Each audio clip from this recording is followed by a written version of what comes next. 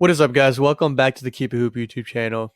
So I'm sure most of you guys know a year ago today, Kobe Bryant passed away. And I wanted to do a video breaking down some of his past games and just showcasing and explaining what made him so great. Now, Kobe was someone I looked up to a lot. And as a kid, wanting to be a professional basketball player and having tried out overseas multiple times, I really try to emulate everything about Kobe and especially his game and mentality. But it was just, he was one of the biggest reasons I fell in love with the game. His mentality, his willpower, his work ethic, and just the fiery competitiveness and the way he played the game was exciting to watch. And I started watching the NBA around 2000, 2001. So right when the Lakers were in the middle of their three-peat championship run, and Kobe was, number 8 Kobe. It was a bit different than the 24 Kobe I'm going to be breaking down today, but I mean, just super fun to watch. And yeah, I mean, I just fell in love with the game and the way he played the game. So wanted to do a little bit of a tribute video. And yeah, I mean, I'm sure somewhere down the road we'll talk about Kobe and his game more, but on this day it just seemed fitting. So yeah, this is I believe it's the 2010 playoffs between the Lakers and Suns. This is one of Kobe's best playoff series as a whole, especially when you look at number 24 Kobe. And I mean, it was just amazing. He played good defense, scored, passed, rebounded, and it was a close series. I mean, you see here it says series 3-2 Lakers, and he has the pat on the back that he gave to Alvin Gentry, which was kind of like the signature moment during that series. But I mean, it was a fun series to watch. Phoenix had their run with Steve Nash, Jason Richardson, Grant Hill. He had a really solid team around him, and they were really fun to watch and under an underdog that a lot of teams like rooting for as well. But on this first play here, you're gonna see that the Suns are actually playing a zone, which wasn't super common, but they're playing a zone, and Kobe's playing off the ball. And this is something that I've talked about plenty of times on this channel and other videos, but the willingness of superstars to play off the ball and how they actually are utilized playing off the ball. Because there are stars today who, once they give the ball up, they kind of just stand there and they don't move without the ball. They aren't ready to catch and shoot, or aren't great at it, or aren't willing to do so. And I know Kobe's more known for being a tough shot maker, going ISO, the mid range shimmy fadeaway, the tough finishes, athleticism as a number 8 Kobe. All those things are what he's revered for, right? But you see here that even the fundamental things like just catching and shooting and being ready off of a catch and shoot three, the willingness is there. He's able to do that. So obviously, fundamental player, can do everything, all the little things. This is a nice wrinkle to the triangle. Again, they're playing zone, and when you're attacking a zone, you want to either attack the free throw line or the elbows, because then nobody can really guard you, right? There's make the defense move with the passes, and you find the open spots, and you don't want to be a zone with dribbling. And Kobe he uses his IQ. He realizes that right at the elbow, there's an open space. The spacing isn't even great by the Lakers, right? There's just so much open space that they could have utilized. Uh, that being said, Shannon Brown was a solid shooter. Lamar Odom he can knock down the open ones, and you can't leave big man open. I believe that's Andrew Bynum. So Kobe finds the open spot and a nice catch and shoot turnaround jump shot. But you see how open that is. That's practice shot for him, a shot he's practiced thousands of times.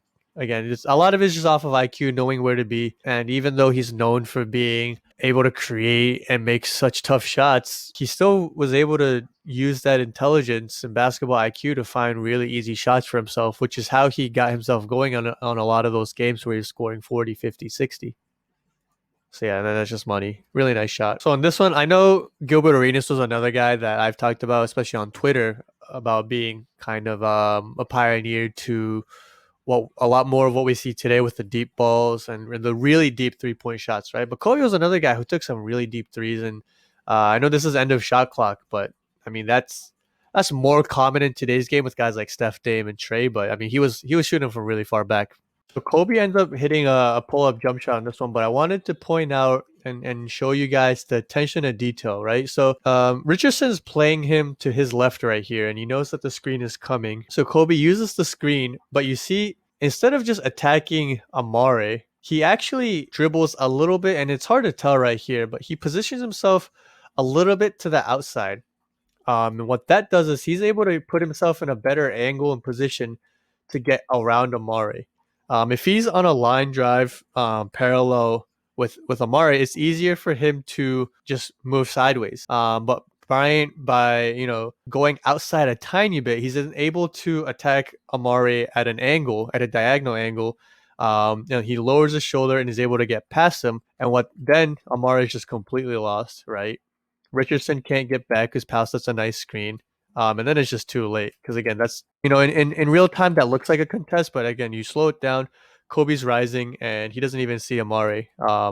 So just Kobe's attention to detail, and you're gonna see this with guys like KD and James Harden and LeBron, but the attention to detail is so impressive, and these are things you have to pick up on when you're watching tape, and you have to practice over and over and really build that muscle memory. But again, just that ability to, instead of going line drive again, just creating a little bit of an angle as you see here, right? And then right there, the ability to attack at him diagonally and then lower his shoulder so he gets past him, um, which is why he's able to create that wide open look. So there's nothing to really break down here. This is one of those tough Kobe shots, but I just had to put this one in here only because of the fan reaction after, and that's a Suns fan, and look, there's games where Kobe talked about how the best, what made him feel great was the silence at an away game, and he thrived off of those moments, and that's what he lived for. So that's all the hard work, sweat, and tears. That's what he was doing it for, and but you see the fans' reactions, and at a certain point, we've seen it with guys like Durant and LeBron as well, but even from away fans, at a certain point, you just have to kind of laugh and shake your head because the shots these guys make are ridiculous. But yeah, Kobe hit some really tough shots, and there's really no stopping that. And he's the greatest of all time at making tough shots, and that's why he's one of the greatest scorers of all time and one of the greatest players of all time. Even here, this still ends up being a tough shot, but you see here that he knows where the offense and defense is. Like Kobe is already taking a snapshot of where everybody is, right? All nine other guys on the court. So when he catches this and he sees that Channing Frye's the one helping, he already knows that there's all this open space. And while Grant Hill ends up getting a nice contest off, he spins up and then immediately, right? Because he spins so quickly, Grant Hill has to be in panic mode and he's just trying to recover at this point and stop a wide open drive, right? Kobe uses that to his advantage and gets Grant Hill a little bit off balance. And Grant Hill gets off a decent contest here, but for Kobe, and big game, he's feeling it. Just able to knock that down. So this one's against the Nuggets in 08, which is, super, super, super fun series to watch. If you guys can look at highlights from that series, definitely go check that out. But the Lakers are obviously known for their triangle from back in the day, and they run an offense here where they really just let Kobe go to work, right? They have Kenyon Martin on him, and Kenyon Martin is a solid defender, bigger than Kobe, but quick enough to stay with him relatively well. But Iverson has to follow Fish because Derek Fisher is a solid shooter. Radmanovic is setting a down screen and not just cutting aimlessly or without any point. So Carmelo has to somewhat stay there. He's setting a down screen for Powell, so Nene is somewhat engaged, and then I'm pretty sure that's Lanus Kleza has to stay with Lamar Odom. So Kobe kind of just gets to play one-on-one with Kmart here. Kmart swipes at the ball. Kobe is able to use the hesitation and the pump fake well. Gets Kmart off balance just with that one jab step, right? And then off balance, and then Kobe's able to just rise for the jump shot. So again, all these little things, footwork, ball placement, reading the defense, and then just able to get easy shots like this is what allowed him to get into rhythm to hit some of these really difficult shots. Again, just this is, all the highlights are of the ridiculous shots, but just coming down 21 seconds on the shot clock, this ends up just being bad defense by Kenny Martin, but just one dribble pull up. Just the fundamentals. And Kobe really talked about the moves he worked on the most. It wasn't like the ridiculous shots. It was one dribble pull up left, one dribble pull up right, pump fake, go, pump fake left, go right, go left. he had always talked about the importance of just mastering the fundamentals. Because once you master the fundamentals and you're so efficient at those things, then you can start to play off the other things. And a guy like Kyrie has even talked about Kyrie, who looked at Kobe as a mentor, a brother.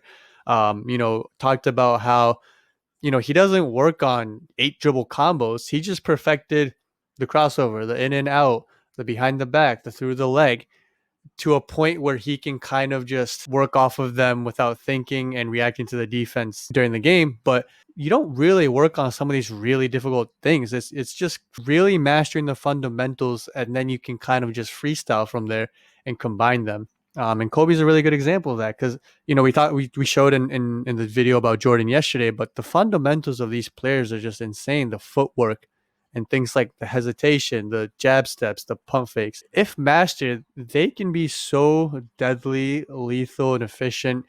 And you don't always need to rely on, highlight plays and things like that when you're just so efficient and good at these small movements and just the fundamentals. And, things like this as well. I think the Warriors are a team that still does a decent job of this, but I feel like NBA teams don't have as many just easy, quick hitters for their stars anymore. I feel like a lot of it is pick and roll, and going ISO, and which, again, it still works to some degree. And it's a lot of teams have shown increased pace and just really ridiculous offensive numbers. But things like this just, I think, is fun to watch as well. Just you pass it to the elbow, and then a handoff for a nice one dribble pull up, and just quick, easy hitters like this. I think we don't have as much in today's game. And Kobe, again, with his fundamentals, just really efficient with things like that. This is a play that I just love, right? We talked about this in yesterday's video about Michael Jordan's strength and ability and IQ to just play in the post. And he had a play where he was posting up Starks, but he had the inside position and just sealed him off. And Kobe's trying to do that to Melo, who's a bigger and stronger guy than Kobe, but he's a really strong guy, right? And the Lakers often, with their triangle offense, ran a high-low where Powell would flash to here and then would lob it to Kobe. Kobe would actually be opening up on this side, so it's easier for him to get the pass. They actually run a nice version of that, a little bit different, but because, right, Kobe's pointing, because he has Melo on this side, right? So instead of running the high-low with Powell here and then getting it over the top here, they want the pass to go to Lamar Odom, and then they just get a really nice basket here. And talking about quick hitters, right? It was 15 seconds left on the shot clock. 9-second offense, just really easy. You bring it up the court. Kobe has good positioning. Melo with a little bit lazy defense. No help because of Powell flashing up. Really just 2-3 passes. Really easy way to get basket, especially for your guy. And this is a game where I think Kobe ends up having 10 assists, but, a really nice pass here. You see the attention, right? 5 guys looking at Kobe. And obviously he's the best player at that time. And just the amount of respect he just gets is just insane, right? Because, look, he drives, 3 guys there. Luke Walton gets a very easy basket and one there. And I know it's almost a meme and a joke, right? Kobe doesn't pass. He only passes to himself, likes to shoot. And that's obviously, he was a scorer. He knew his job was to go get baskets, and he enjoyed scoring. But, he was very capable passer, saw the floor well. Passed when he needed to for the most part, and just the IQ and everything was there. And again, you see here this guy, a wide open basket, and just the amount of attention he gets, right? Like, we're gonna let this run again, but he comes up for just a mid-range jump shot. And granted, this is awful defense by Iverson, who's never been known for his defense, and Melo then just has to guard 2 guys, which is unfortunate for him.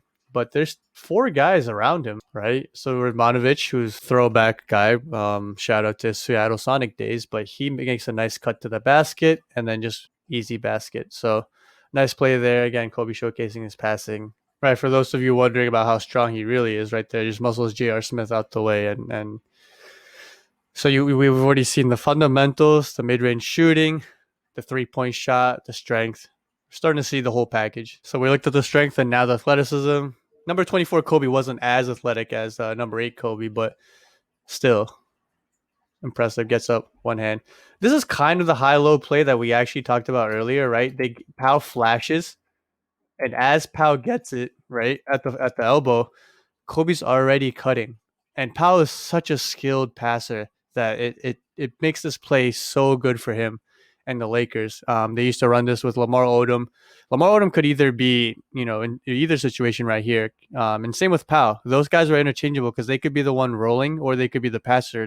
And Lamar and Powell really made that triangle super versatile because in that passing position, you could have Kobe, Powell, or Lamar. And the Jordan Bulls were very good, obviously one of the greatest teams of all time. But this iteration of the Lakers was super versatile in a different way. Those Bulls teams relied on Scotty to be the passer a lot of times, but this team had three guys who were very good passers, especially Powell and Lamar for their size. And you see again, so the high-low play, Powell sees it, nice pass, gets it to only where Kobe can get it, and then Kobe just goes up and gets it. So still pretty athletic. But yeah, so like what I'm talking about, like just Shane Battier just does really nice job. It kind of gets blocked out here, but he had the hand and face strategy, which was just try to have his head in Kobe's eyes and face every shot he took. And Kobe did have some nights against Battier where he, had a lot of points, but he also had some games where he shot, 10 of 30 and stuff like that. So Shane did as good of a job as anyone else. And I think it's probably up to him and Tony Allen, who really gave Kobe um, a hard time. But yeah, I mean, just still goes in, right? So this is another one right here. One dribble pull up. Batty does a really nice job of not falling for it and still head and face. Right? That's all you can do. I mean, you just got to make him just make it tough on him, and you can't ask for better defense than that. Like we saw earlier, Shea making him work hard before the dribble or before the shot, while he's dribbling and trying to go ISO, and then you just contest and get your hand up in a face like that. And if he makes it, he makes it. Right? Better offense can beat better defense, but if you're doing that, you live with your shots. That the shots that you're giving up, and you just live with the results. But Shane's doing a really nice job here, and sometimes he just makes it.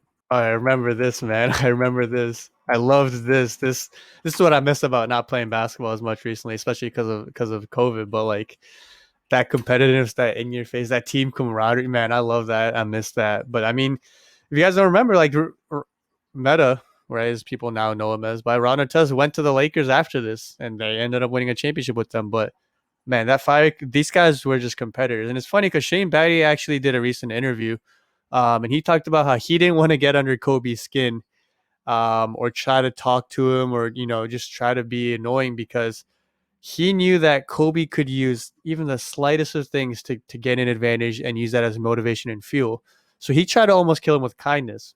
Whereas Ron, right, Ron Artest, Meta World Peace, whatever you want to call him, he was not quiet, didn't care what you had to think or what you had to say or thought, and he would let you know. And Meta was one of those guys that was not afraid to get in Kobe's face, didn't back down, and really stood his ground. And Kobe really respected that, which is why when Trevor Ariza left the Lakers after they beat the Magic in the finals, as they went after Ron Artest, and to fill that the hole that was left by Ariza at the small forward position.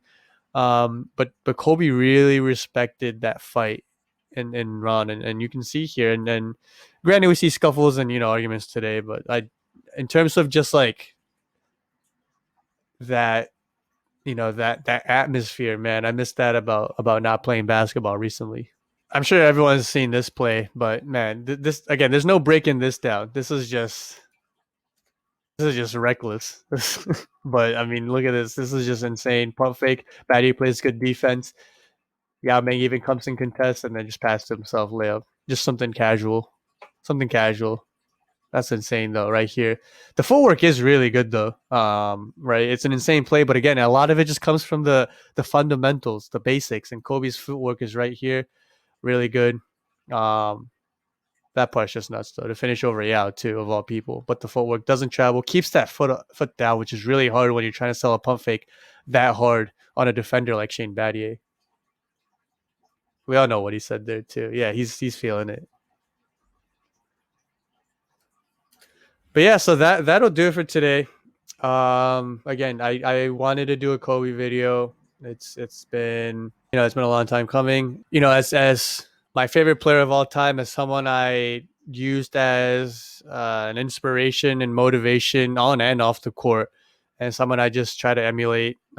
Everything really. It was just the mentality, the footwork, the shooting, the even some of the mannerisms. I think I adopted, and he's someone that has obviously had a great impact on a lot of people in the world. Whether it's on the court or just guys and girls in other sports and people in other professions. And obviously, it was super sad news. And prayers go out to not only his family but everyone else who lost their lives or loved ones last year. But I hope this was just a fun video. I hope you guys enjoyed it. This is definitely fun to do.